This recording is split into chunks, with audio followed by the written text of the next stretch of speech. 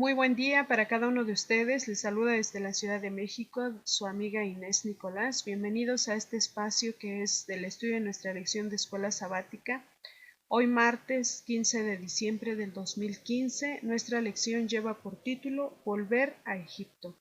Para comenzar vamos a pedirle a Dios que sea Él quien dirija este momento, así que vamos a hacer una oración. Oremos. Eterno y amoroso Padre Celestial, que habita en las alturas de los cielos, santificado sea su nombre. Señor, le damos gracias porque usted nuevamente nos permite estar aquí para compartir su santa palabra a través de nuestro estudio de la lección de escuela sabática. Oh Dios, diríjanos con su Santo Espíritu y sean sus palabras las que escuchemos en este momento, Señor. Bendiga este ministerio y también le suplicamos muy en especial por cada persona que nos escucha.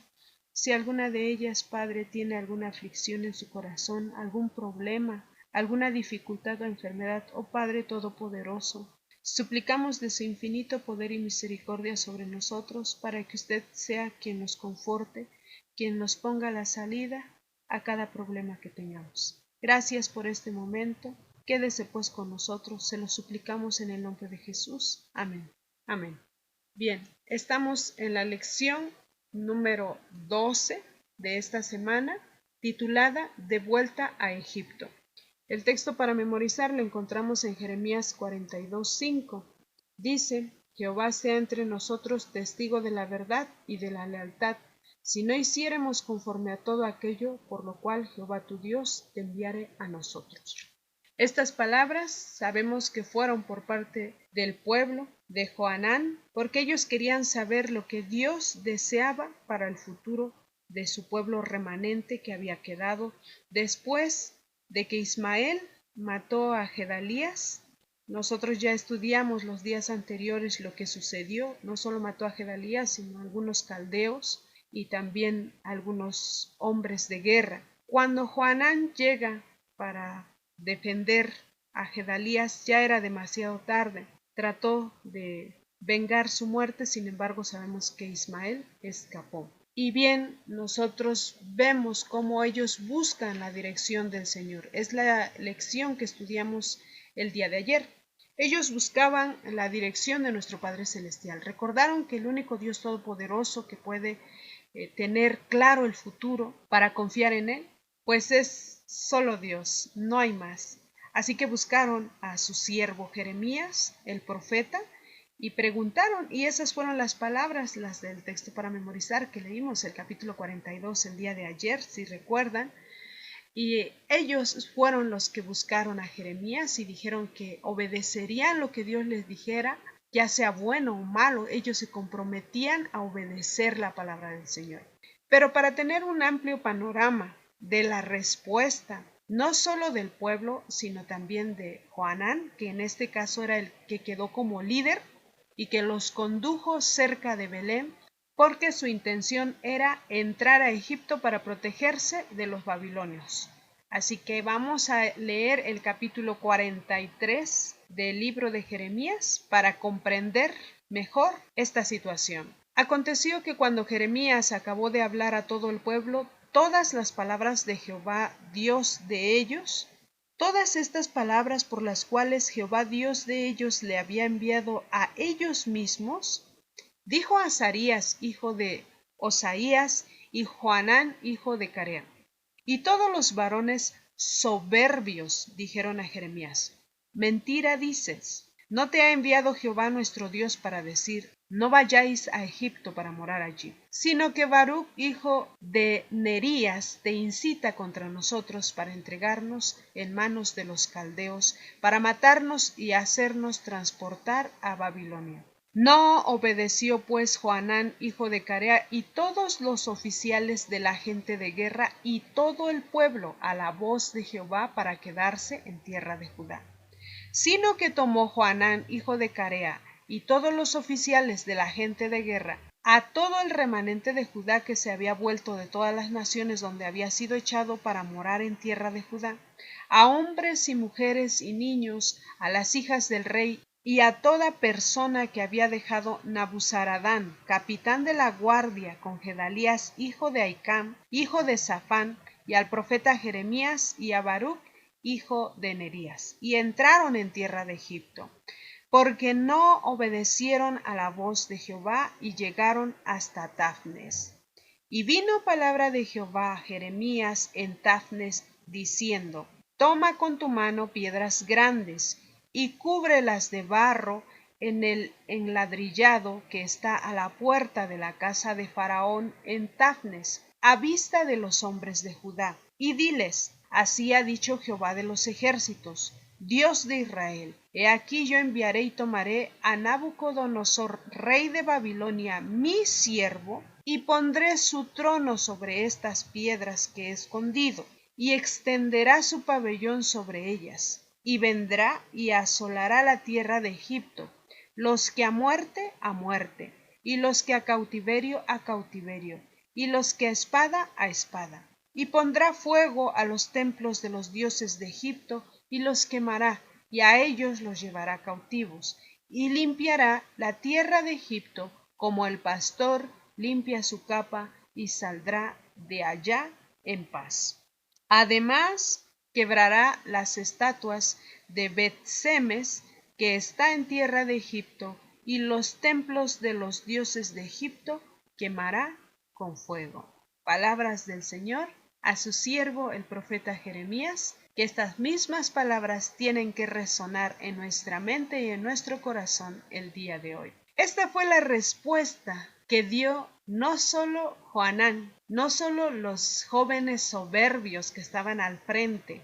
Johanán tenía buenas intenciones, pero no bastan las buenas intenciones. Tenemos que estar convencidos de que cuando Dios manda su palabra a través de sus siervos los profetas, si nosotros realmente queremos bendición, debemos obedecer esas palabras. Si nosotros no queremos bendición, entonces vamos a pagar las consecuencias mismas de nuestras malas decisiones o de nuestra decisión equivocada. Estos hombres merecían todo lo que se estaban ganando, porque ellos solicitaron la ayuda del Señor. Ayer lo estudiamos. Y sin embargo, cuando escucharon la voz del Señor a través del profeta, del cual ellos confiaron para solicitar la conducción divina, ahora culparon a su asistente escritor, que era este joven Baruch, hijo de Nerías, como que él era el que lo incitaba y lo provocaba para que dijera estas palabras,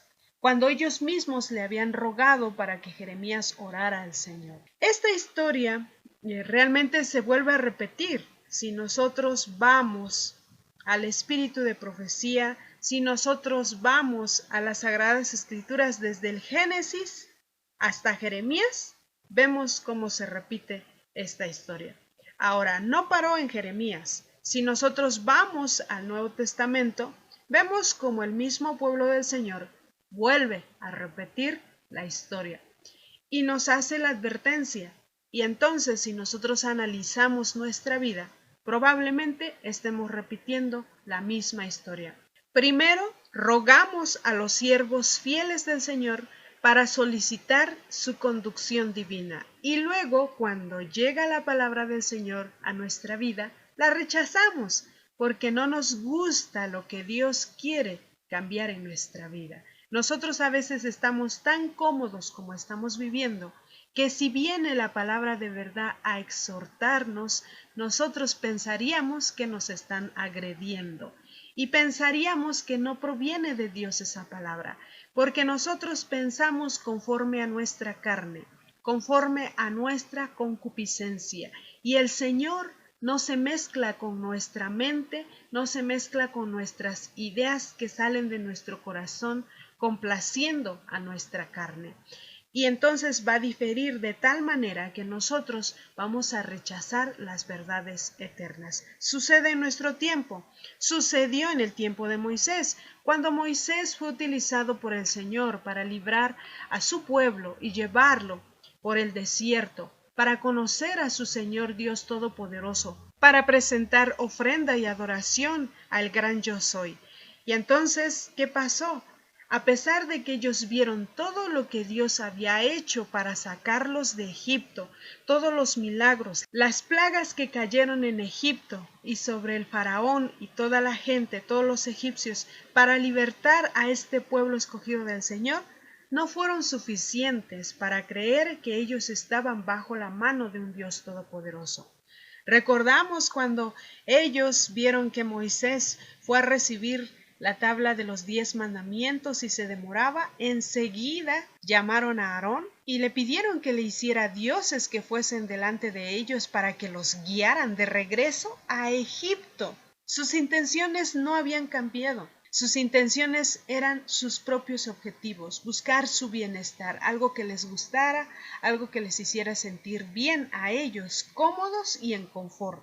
Ellos no habían entendido la misión de Dios a través de su siervo Moisés.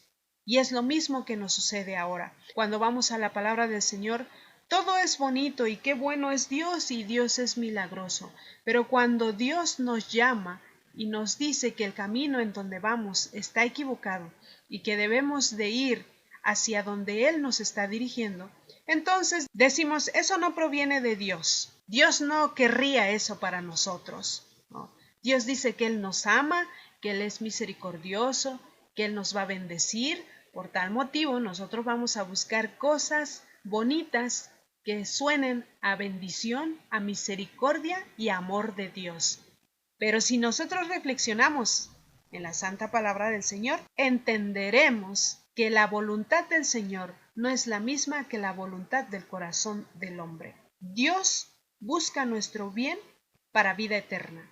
Nosotros buscamos nuestro bien pasajero en este mundo. Y cuando no se parece lo que nosotros queremos con lo que Dios quiere para nosotros, entonces nosotros rechazamos la voluntad de nuestro Creador, aunque nosotros mismos lo hayamos solicitado.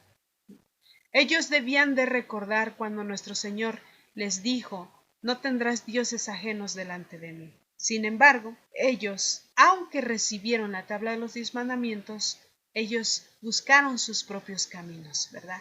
La rebelión de este pueblo los llevó nuevamente a sufrir la consecuencia de sus malas decisiones. Cuando los hebreos fueron cruelmente incrédulos y vilmente ingratos en su pedido profano de que le hicieron a Aarón al decirle, haznos dioses que vayan delante de nosotros. Aunque Moisés estaba ausente, nosotros sabemos que la presencia del Señor siempre estuvo con su pueblo. Pero ellos, como no podían verlo, pensaban que estaban solos.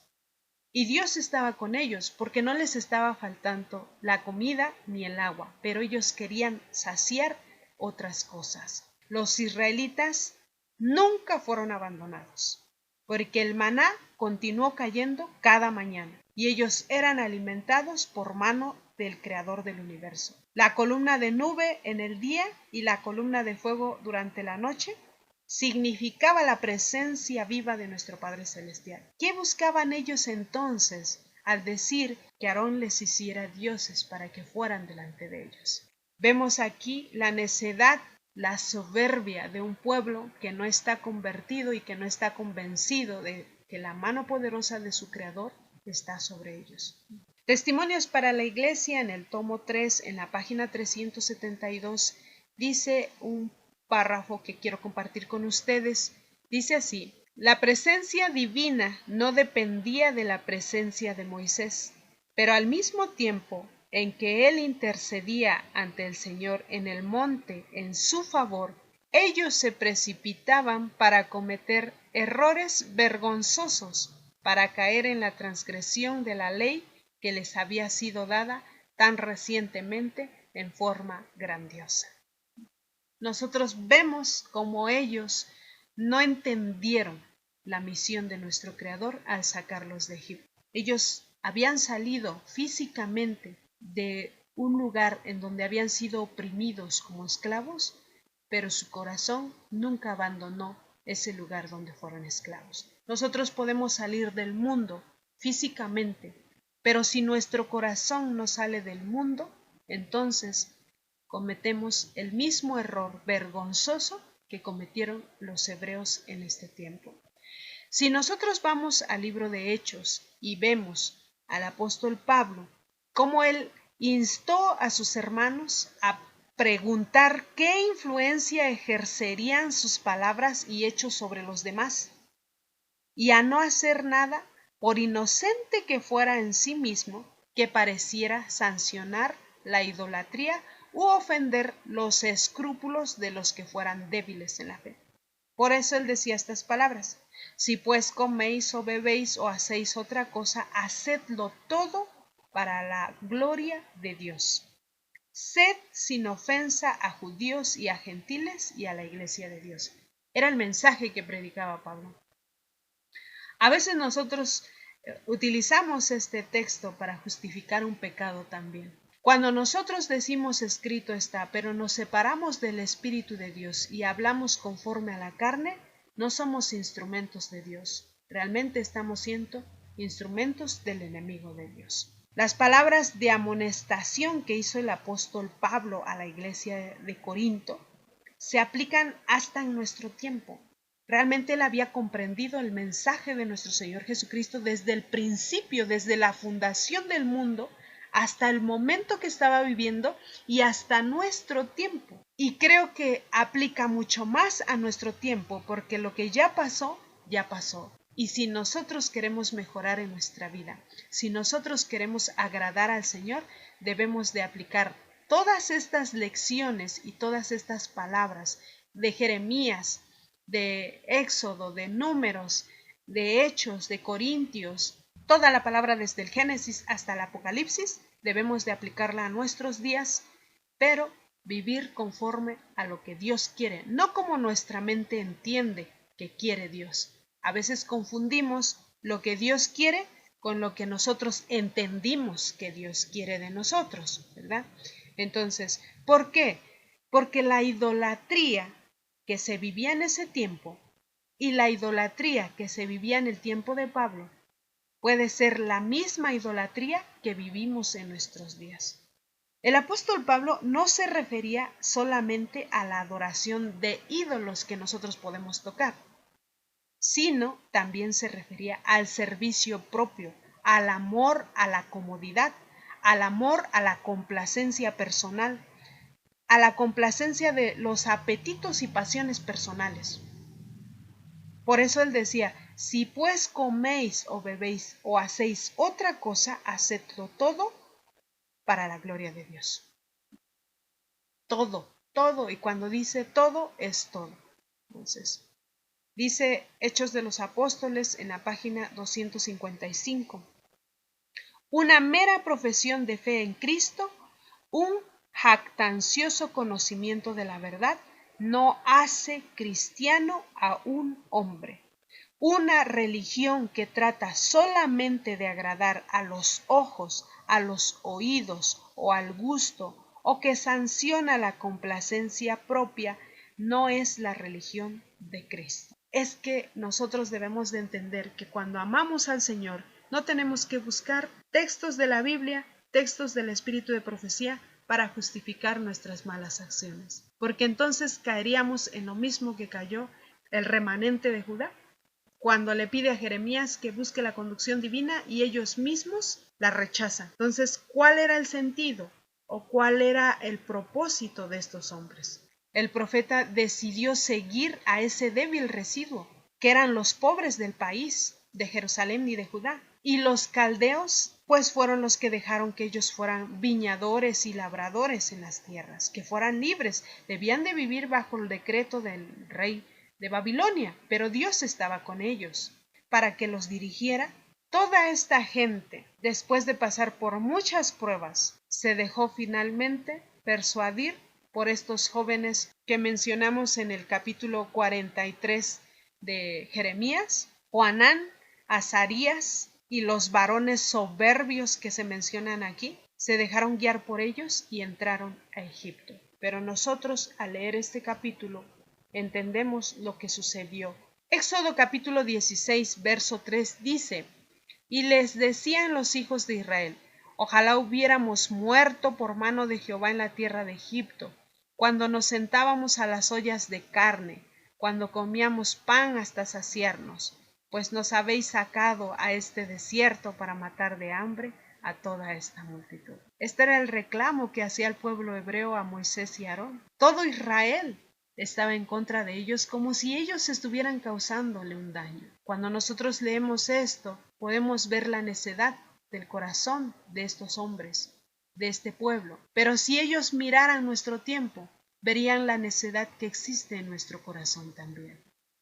Ninguno de nosotros podemos justificar nuestras acciones, ninguno de nosotros podemos juzgarlos, pero este es un espejo para que nosotros miremos nuestro corazón. ¿Cómo está? ¿No será que también estamos murmurando en contra de los líderes fieles delante del Señor?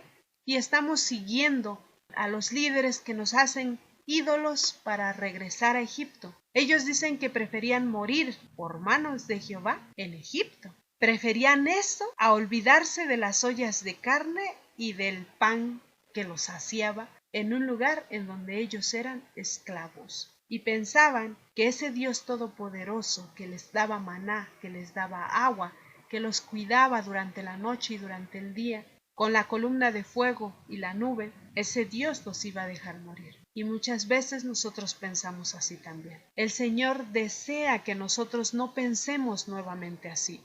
Vamos a leer Números 16:13. Dice así: es poco que nos hayas hecho venir de una tierra que destila leche y miel para hacernos morir en el desierto, sino que también te enseñorees de nosotros imperiosamente.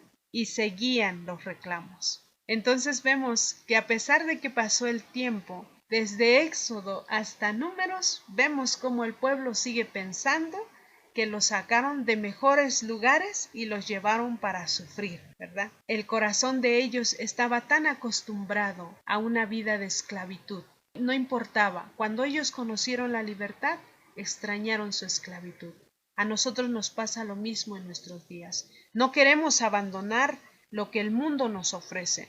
Por ejemplo, en estas fechas, ¿verdad? Aunque nosotros decimos que vamos a utilizar o que vamos a aprovechar estas fechas para hablarles del Señor, tenemos 365 días del año para hablarles a las personas del Señor. ¿Por qué esperar estas fechas para hacerlo? No justifiquemos esos ídolos que traemos en nuestro corazón. No justifiquemos que en Egipto fluye leche y miel y por eso queremos regresar allí. Dios busca hombres y mujeres que le den al pecado el nombre que se merece. Y Él dijo muy claro: quien no es conmigo, contra mí es. Quien no recoge conmigo, desparrama. Si nosotros buscamos justificar nuestro pecado delante de los ojos de Dios, al final vamos a pagar por la decisión que tomemos. No solo en estas fechas, nosotros todas las fechas del año que tengamos, en especial de acuerdo a cada país, lo que ahora llamamos cultura, ¿verdad? Nosotros a veces decidimos utilizar esas fechas para hacer representaciones en la iglesia para atraer más gente. Pero recordemos lo que dice el espíritu de la profecía en Conflicto de los Siglos, en el capítulo 22. Dice que por haber rebajado la alta norma de la fe, se introdujeron costumbres del mundo al pueblo del Señor. Y el hecho de que vayan más personas, se congreguen más personas, no quiere decir que se vayan a salvar. Es algo muy triste, pero así como estos hombres, que todos creyeron hacer lo correcto, pero vemos cuál sería su final cuando les dijo el Señor que el rey de Babilonia iba a construir y extender su pabellón sobre esas rocas, y a los que les va a dar muerte, pues van a morir. Los que se van a ir cautivos, pues los van a llevar. Y los que van a morir a espada van a ser muertos. Dios es misericordioso, pero cuando nosotros seguimos la concupiscencia de nuestro corazón y de nuestra mente humana, Dios es justo también para dar el pago a sus hijos fieles y a sus hijos ingratos. ¿Sí? Porque si nosotros no somos fieles, es porque estamos rechazando la voluntad de Dios, que Él dirija nuestra vida cuando nosotros se lo hemos solicitado y nosotros mismos no queremos obedecer la palabra del Señor. Satanás va a buscar 1,000 formas para que nosotros justifiquemos nuestro pecado. Pero cuando nosotros derramamos nuestro corazón al Señor y le buscamos con toda nuestra mente, con todo nuestro ser, con todas nuestras fuerzas, Él es fiel y justo para ponernos una guía que, aunque no nos guste a nuestra vista humana cómo se ve el panorama, debemos de tener la seguridad de que Cristo va a estar con nosotros y vamos a llegar a un puerto seguro. Es lo que quiere el Señor de nosotros. No volvamos a Egipto. Si ya Dios pagó un alto precio por sacarnos de Egipto, ¿por qué queremos volver a Egipto? Si no volvemos a Egipto, arrastramos las cosas de Egipto, los ídolos de Egipto en nuestro corazón y los queremos introducir en la casa del Señor, en el pueblo del Señor. Y recordemos que un poco de levadura leuda toda la masa. Que Dios nos ayude para no ser piedras de tropiezo. Que Dios nos ayude para predicar su mensaje verdadero. Que Dios nos ayude para que, si nosotros ya estamos en este camino rumbo a la salvación, no perdamos el objetivo para cuando Él venga nos galardone por nuestra fidelidad. Que Dios bendiga su palabra, que Dios les bendiga a cada uno de ustedes. Les agradecemos su compañía. Esta es una cortesía de Ministerios Life Radio y Noches de Esperanza Ministries. Nuestra página web es www.nochesdeesperanza.net. Pueden dejar allí comentarios, mensajes. Si tienen algún pedido especial de oración, con mucho gusto pueden dejarlo en la sección de mensajes. Les agradecemos el que nos hayan acompañado el día de hoy. Les deseamos un excelente día y que Dios les bendiga a cada uno de ustedes donde quiera que se encuentren. Amén.